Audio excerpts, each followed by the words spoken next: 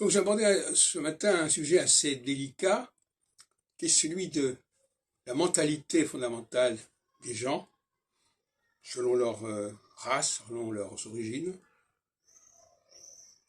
Et pour moi, les Juifs, comme je le disais dans une vidéo avec Valentin, il y a quelques jours, dans le cadre des cafés philo McDo, s'il en reste, à savoir que les Juifs appartiennent à une humanité tardive,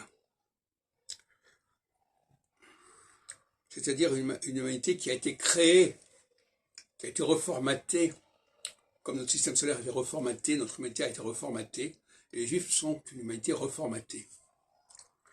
Mais en même temps, ils ont une conscience aiguë de ce formatage, de ce plan divin, de ce intelligent design, et ils veulent être fidèles à ce plan divin, tel qu'il a été conçu, la langue idéale, la société idéale, etc., etc. Ce qui passe d'ailleurs par l'astrologie. Et inversement, les non-juifs, eux, qui appartiennent à une humanité beaucoup plus ancienne, mais beaucoup moins élaborée, beaucoup moins construite, finalement, n'ont pas les mêmes repères. Et ils auraient tendance à ne pas savoir un peu d'où ils viennent, puisque ça remonte à l'origine des temps.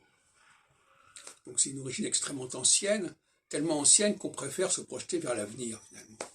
Alors que les Juifs ont une origine beaucoup plus récente, et par conséquent, ils peuvent se connecter avec cette origine.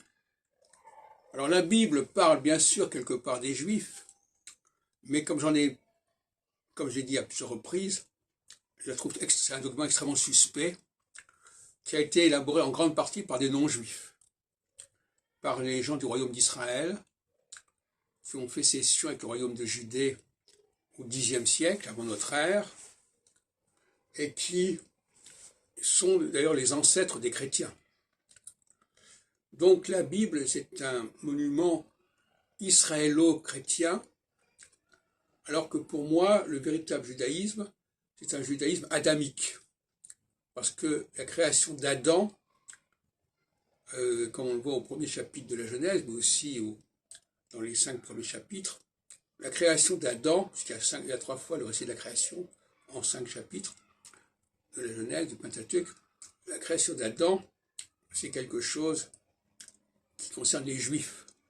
C'est l'homme nouveau, c'est l'homme reformaté, c'est l'humanité repensée, reconstruite.